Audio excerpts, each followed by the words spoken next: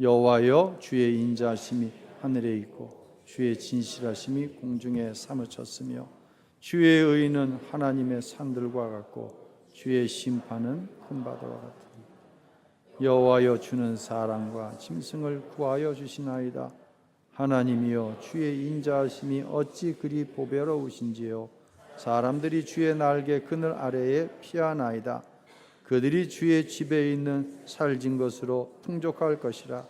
주께서 주의 복락의 강물을 마시게 하시리이다.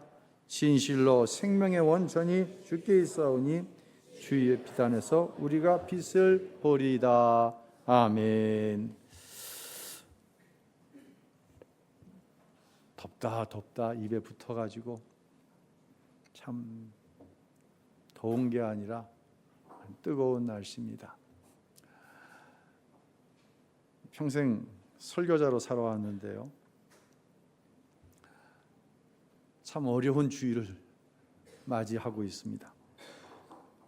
시편 36편에서 5절에서 이제 다윗이 하나님의 인자, 다른 말로 하나님의 사랑이죠. 또 하나님의 진실하심, 다른 말로 우리말 성경엔 신실하심으로 나오는데요, 그것이 온 우주에 충만하다는 거예요. 여러분, 하나님의 사랑과 우리를 향한 변함없으신 신실하심이 온 우주에 가득 차 있는 게 느껴져요? 여러분이 저보다 낫네. 이게 첫째는 설명하기가 어렵고, 둘째는 제 마음에 다윗이 어떠한 상황 속에서 일평생을 살아왔는지 아는데, 그러한 상황 속에서도 하나님의 사랑과 신실하심이 온 우주에 충만하다. 과연 나는 그렇게 고백하고 살았나 생각할 때 이 36편은 좀 건너뛰고 싶어요.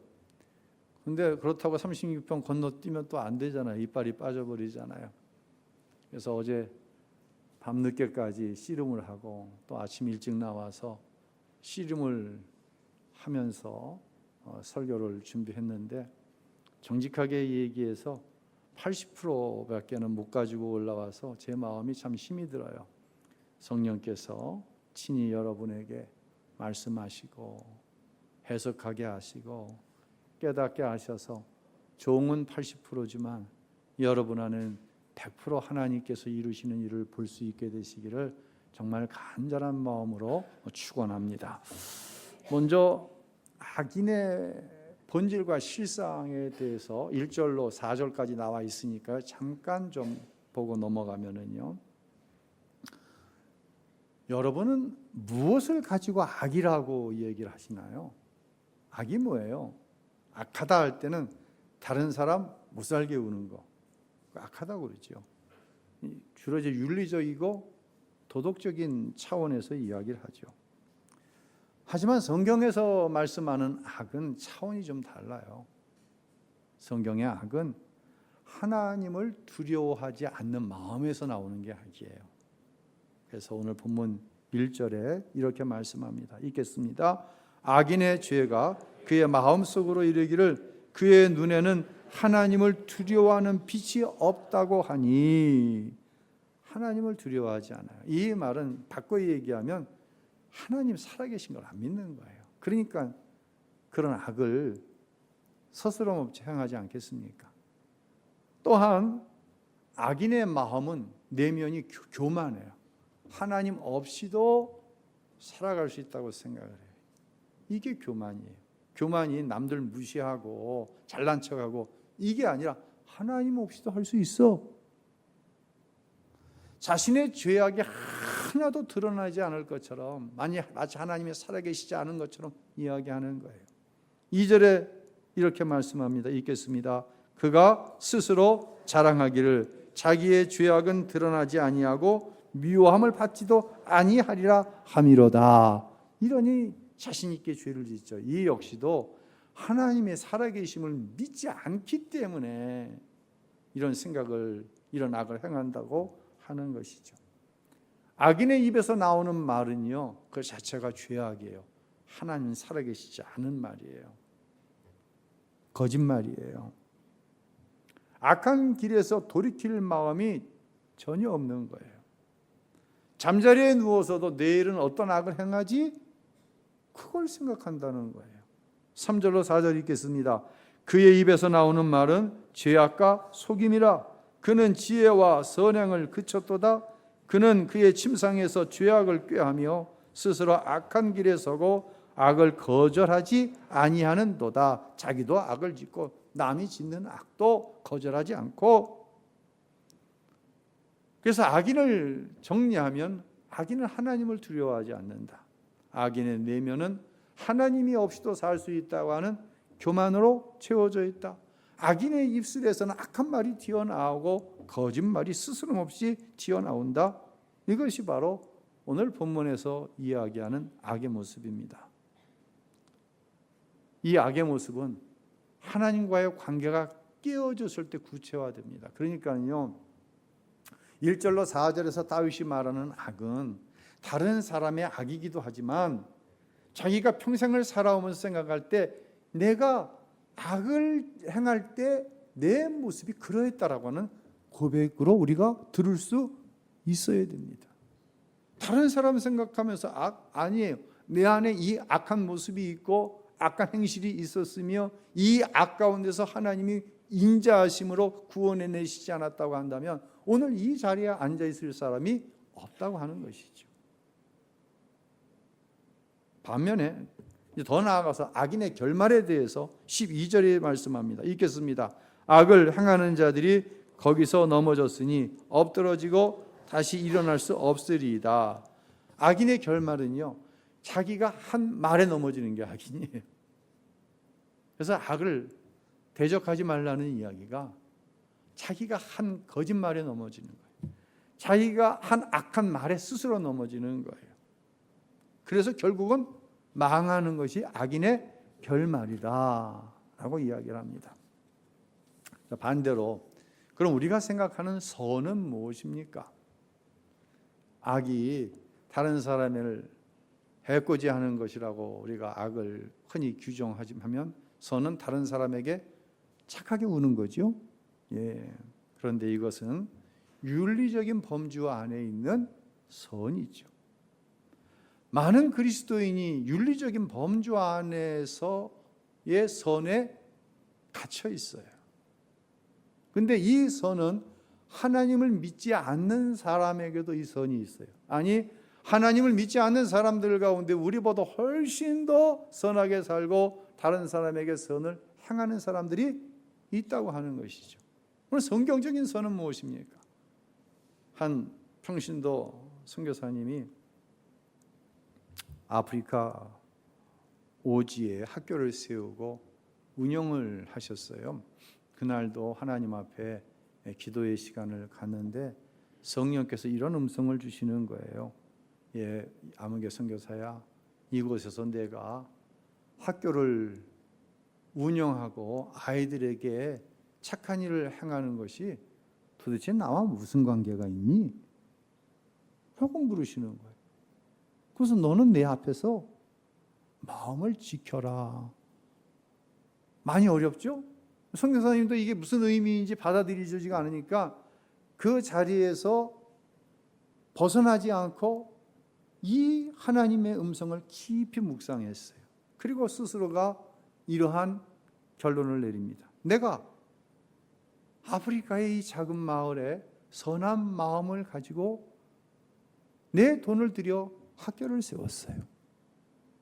그리고 이런 열악한 상황 속에서 아이들을 가르치는 거예요.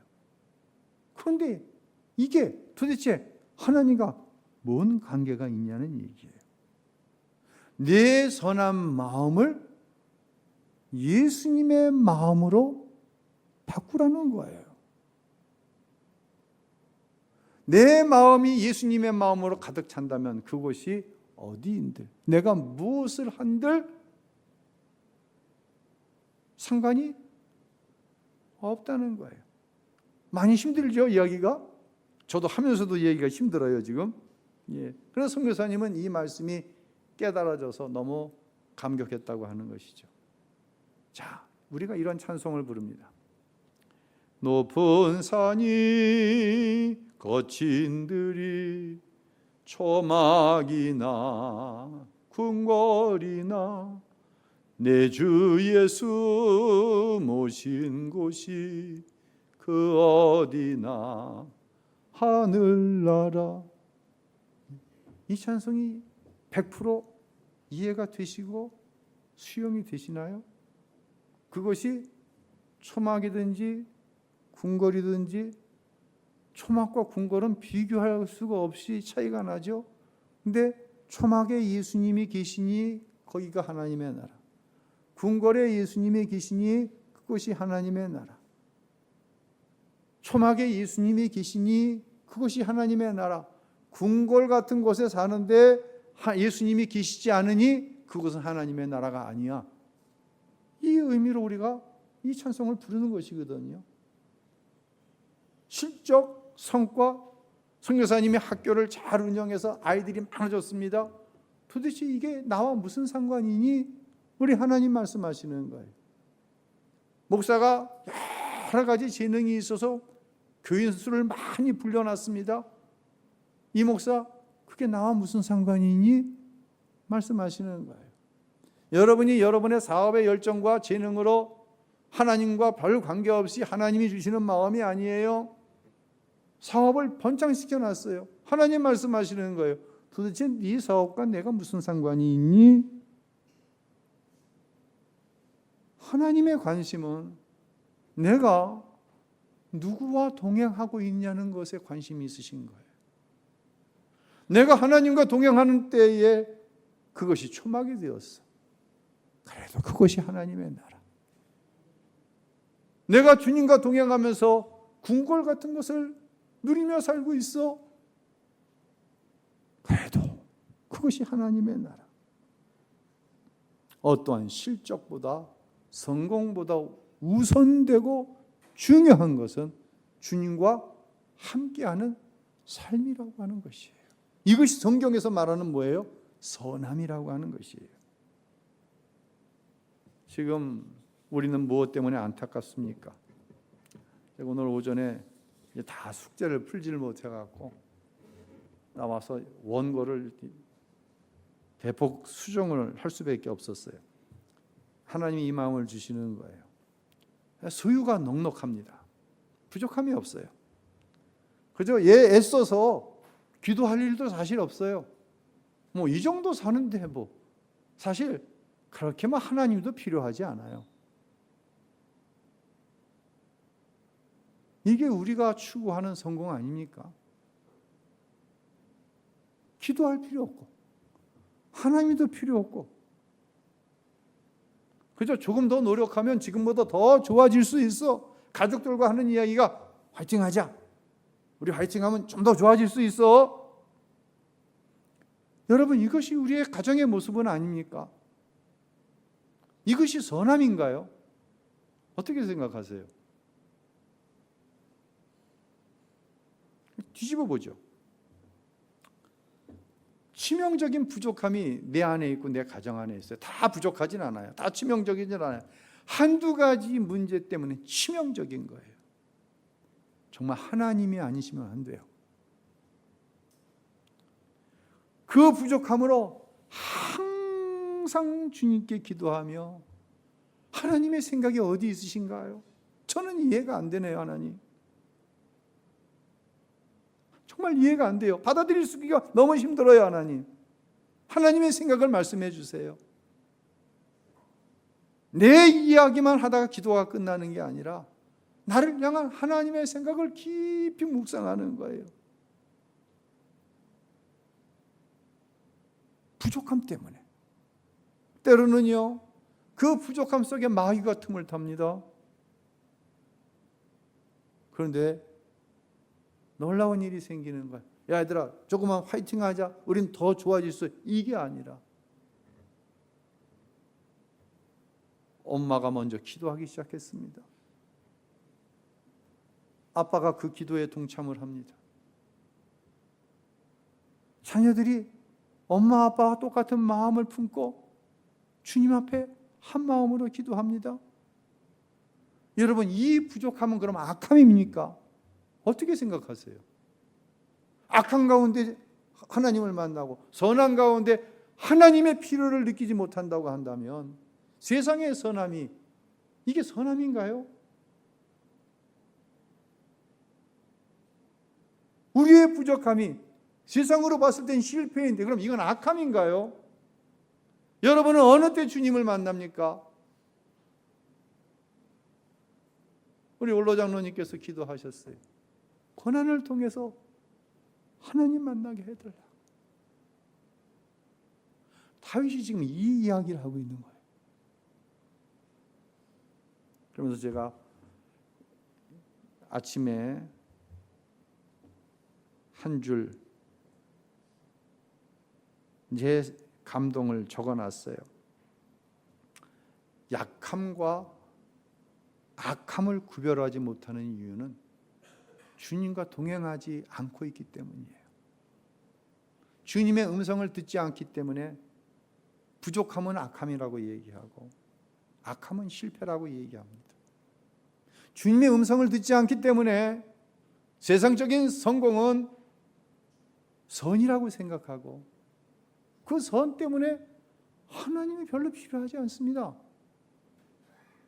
얼마나 모순입니까? 이것을 가지고 이 선을 축복이라고 얘기하고 이 약함은 저주라고 얘기하면 성경을 도대체 어떻게 해석해낼 수가 있겠습니까? 다윗이 어떻게 무엇을 가지고 하나님을 찬양할 수 있겠습니까? 하나님은요 지금도요 약한 나를 통해 강한 너를 지금 부끄럽게 하세요. 깨달으시길 바랍니다. 우리 화이팅하자, 더 좋아질 수 있어. 그런 사람들을 향해 그 강하다고 하는 사람들을 통해 하나님이 아니시면 안 돼. 이 기도로 가정이 하나가 되었습니다. 이 약한 나를 통해 강한 너를 부끄럽게 하시는 거예요. 그런데 이 강하다고 하는 너가 말이에요, 자신이 내면이 하나님 없음으로 인해서 점점 피폐해가는 것을 눈치채지 못하고 그대로 그 안일함, 그 풍요로움에 빠지면 결국에 가서는 걷잡을 수 없는, 돌이킬 수 없는 상황에 빠질 수밖에 없다고 하는 것이. 그래서 예수님께서 시험에 들지 않게 깨어 기도하라고 하시는 거예요. 우리가 해야 할 일이 있습니다. 갈라디아서 6장 9절 우리 함께 읽겠습니다. 선한 일을 하다가 낙심하지 맙시다. 포기하지 않으면 때가 이르면 거두게 될 것입니다. 아멘. 할렐루야. 오늘 이제 시편 36편 중반부에 보면 이제 다윗이 어떠한 단어를 이제 집중적으로 사용할 때는 자신의 일평생을 살아가면서 내가 만난 하나님에 대해서 표현하고 싶은 것이죠. 그 표현이 이제 5절에 나옵니다. 우리 읽어볼까요?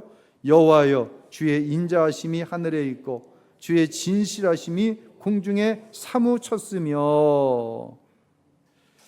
여기서 인자는 그냥 사랑으로 표현을 해도 좋고요.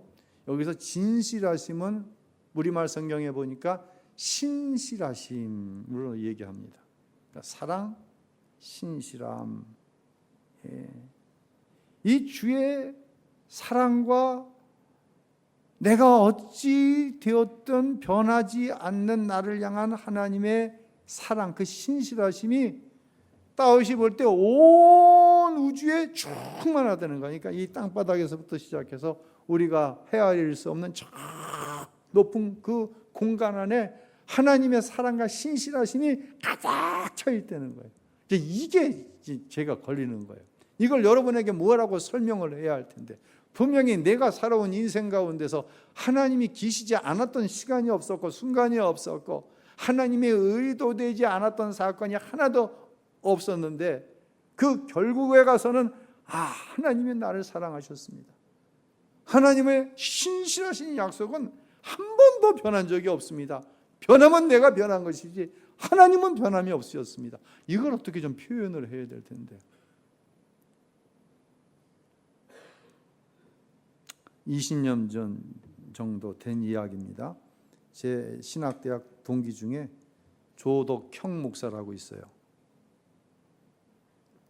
지금은 미국 시민권자가 돼서 다니엘 조 목사라고 인터넷 검색창에 치면 새롭게 써서 나온 간증들이 이제 나옵니다.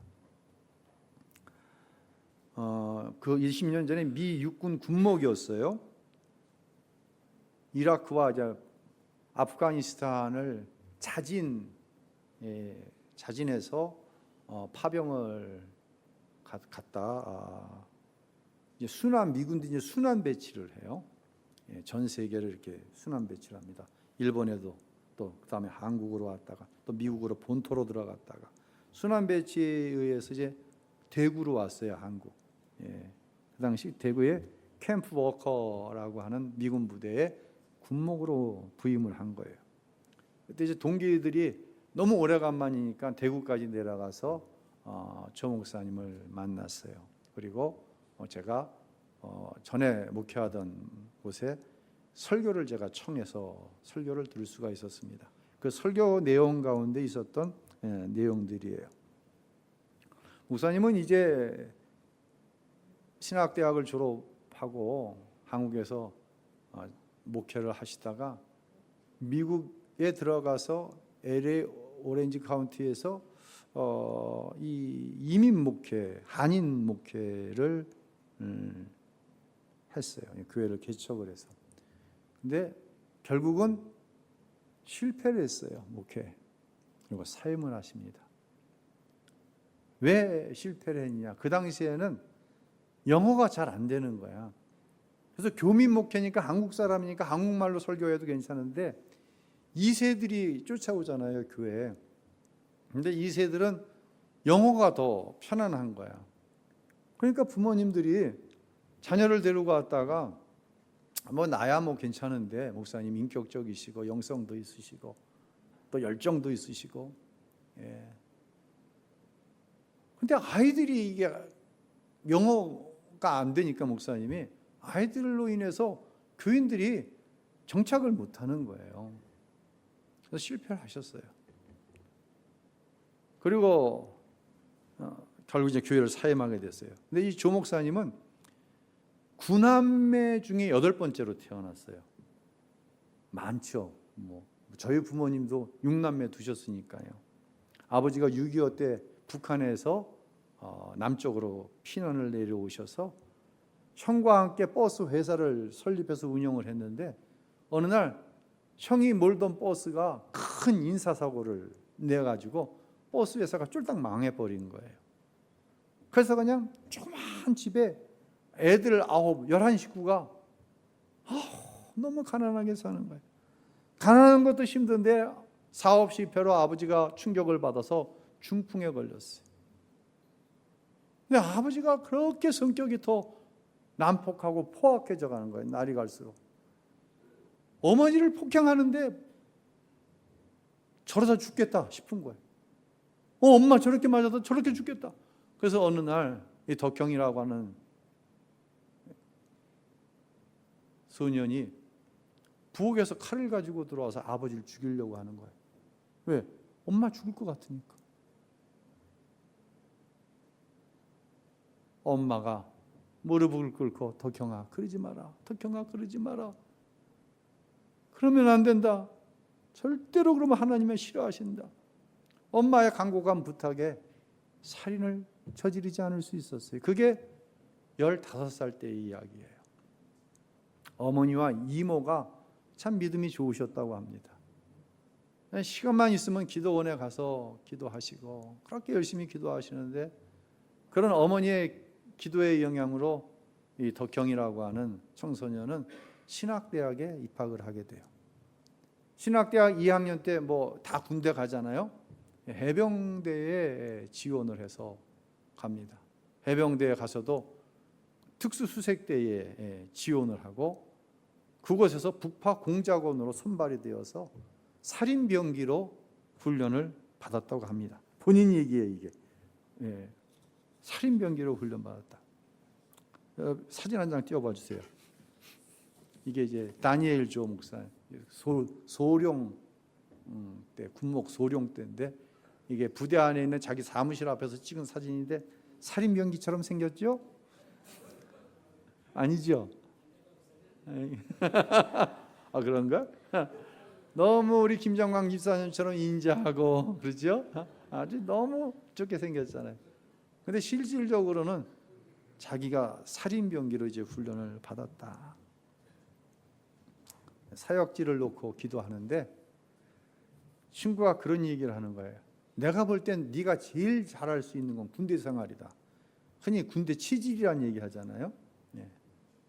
목사님도 그래. 나는 특별한 전투의 훈련을 몸에 익은 사람이기 때문에 친구의 말이 이제 하나님의 음성으로 들린 거예요. 그래서 미군의 미 육군 군목에 지원서를 냅니다. 근데 걱정이 있는 거예요. 누구 앞에 놓고 설교해야 돼? 미군들, 미국 사람들은 한국말 써요? 영어 써요. 영어로 설교를 해야 되는데 영어 때문에 뭘 망쳐먹었어? 교회 개천을 했는데 안 됐잖아요. 그러니까 지원을 해놓고선도 선뜻 이게 안 되는 거예요. 근데 이 소식이 어디까지 들어가냐면 미 육군성까지 들어가는 거예요. 대한민국 해병대 특수수색대에서 전역한 목사가 군목에 지원을 하는데 머뭇거리고 있다. 이 소식이 미 육군성까지 들어가고 소령인 군목이 LA까지 비행기를 타고 일부러 와서 조 목사님을 만납니다. 이 소령이 질문을 하는 거예요. 다니엘조, 왜 군목에 지원하는 것을 꺼리고 있습니까? 조 목사님 뭐라고 대답했겠어요? 영어가 서툴러서. 그랬더니 소령이 이런 질문을 합니다. 조 목사님, 한국에 문 닫는 교회가 있습니까? 예, 많지요. 그러면 한국에 문 닫는 교회 목사님들이 한국말을 잘 못해서 문 닫나요? 아니죠. 조 목사님, 미국에도 문 닫는 교회 많이 있습니다. 그럼 미국에 문 닫는 교회 목사님들이 영어를 못해서 문을 닫을까요? 미국 사람들은 무슨 말 잘해? 영어 잘해.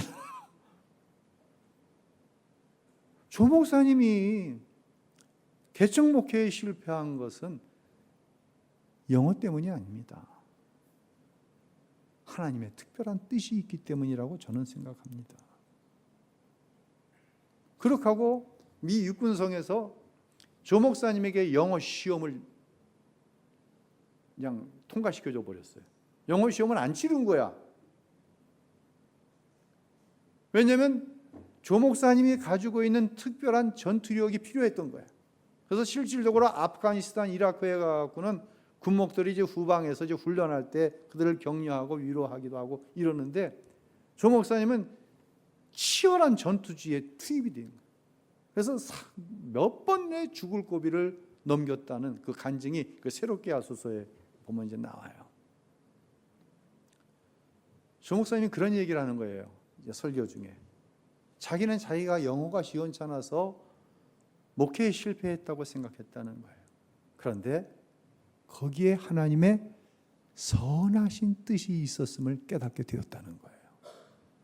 그리고 우리 교단 최초의 미 육군 군목이 됩니다. 그리고 지금은 미 연방 교도소에서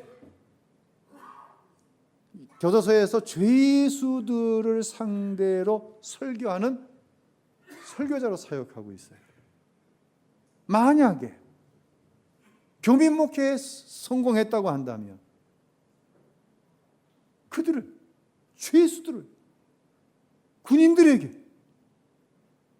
죽음의 두려움 가운데 있는 그 군인들에게 하나님의 살아계심을 실질적으로 보여줄 수 있는 기회는 없었다는 거예요. 사랑하는 성도 여러분, 성공과 실패를 자기 기준으로 보면 하나님의 충만하심이 보이지 않아요. 성공하면 충만한 것 같고 어려움 당하면 하나님 계시지 않은 것 같아요.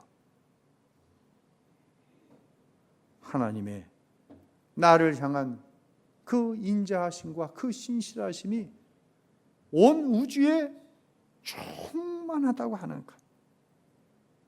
그것은 성경을 통해서 볼 수도 있지만 내 편에서 철저한 실패라고 하는 것을 통하여 하나님께서 길을 열어내시는 그것에 순종함으로 나아갈 때 볼 수 있는 거예요.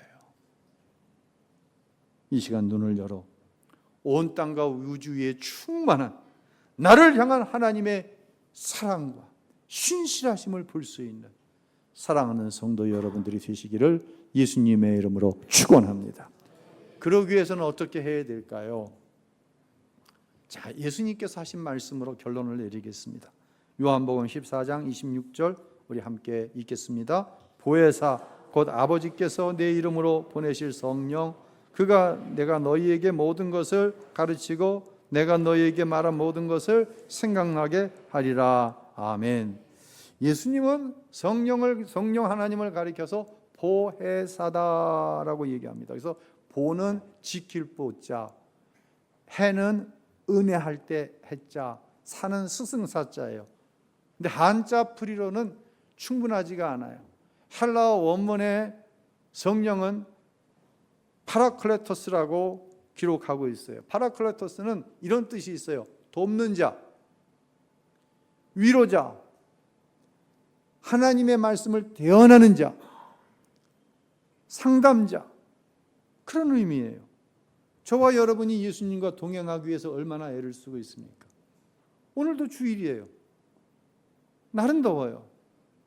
근데 세상에 어떤 일보다 하나님 앞에 예배하는 일이 우리에게는 귀한 가치예요. 비교할 수 없는 가치예요.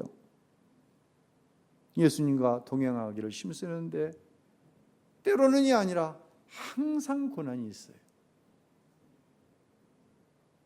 예수님과 동행하면 항상 고난이 와요. 견딜 힘이 없어졌어요. 도대체 더 이상 어떻게 할 수가 없어요.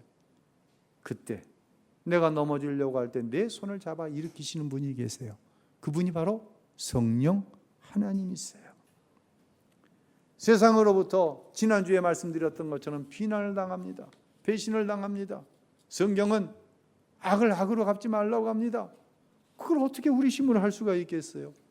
그때 나를 하나님 말씀으로 도우시는 분이 계세요. 그분이 누구세요? 바로 성령 하나님이시죠. 때로는요, 너무 고통스러워요. 잠을 이룰 수가 없어요. 방법이 없어요. 하나님 앞에 나와 무릎을 꿇었는데 그저 입술에서는 주여, 탄식과 같은 기도, 주님, 아버지, 아버지, 기도할 힘을 잃어버렸어요. 어떻게 기도해야 될지를 모르겠어요. 왜? 다 해봤어. 이렇게 해주세요. 저렇게 해주세요. 하나님, 내가 이렇게 할 테니까 하나님도 이렇게 해주세요. 별기도 다 했어요. 이제 지치고 절망스러워서 내 입에서 나오는 이야기는 주님, 주님 나 어떻게 해요? 주님. 그때 말할 수 없는 탄식 가운데 내가 잃어버린 기도, 너무 고통스러워서 내 입술을 통해 나오지 않는 그 기도,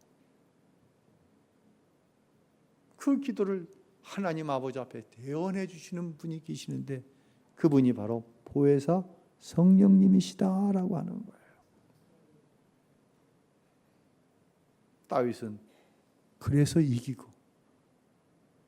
제가 80%밖에 이해 못하는, 가슴으로 80%밖에 여러분에게 설명드릴 수 없는 그 엄청난 감동, 자기가 경험한 엄청난 감격, 하나님의 나를 향한 그 사랑하심과 신실하심이 온 우주에 충만합니다.